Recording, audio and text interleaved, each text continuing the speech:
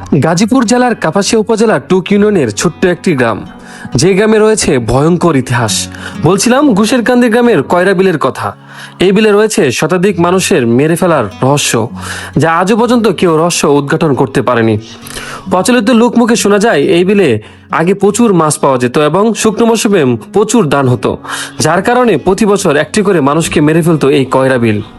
স্থানীয়রা জানায় প্রতি বছরের শেষের দিকে কোনো একদিন হঠাৎ করে শোনা যেত কোনো একজন মানুষের পানির নিচে মাথা পা উপরে এই অবস্থায় মৃত মানুষকে উদ্ধার করা হতো। কয়রাবিল নামকরণ হওয়ার আগে আছে একটি ছোট্ট ইতিহাস।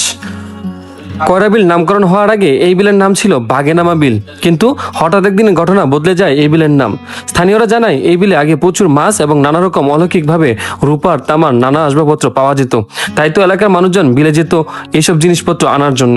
তবে পূর্ণিমার রাত আর অমাবস্যা রাতে কেউ যেত না বিলে, কিন্তু হঠাৎ পূর্ণিমার রাতে কয়রুদ্দিন সহ 3 জন সাহস করে বিলে গেলে বিলের মাঝে আগুন জ্বলে দেখে 3 জনের মধ্যে 2 জন পালিয়ে আসে, থেকে যায় কয়রুদ্দিন। পরের দিন সকালে এলাকার মানুষজন কয়রুদ্দিনের লাশ পায় এই বিলে, মাথা নিচে এবং পা উপরে। এরপরে এই বিলের নাম লোকমুখে কয়ের থেকে কয়রাবিল নামে পরিচিত হয়ে ওঠে। আবারও দেখা হবে নতুন কোনো পর্বে, নতুন কোনো নিউজে। চোখ রাখুন এ পর্যন্ত সরজীবন বার্তায় ফেসবুক পেজ এবং ওয়েবসাইটে। গাজীপুর থেকে আহমেদ রহমান।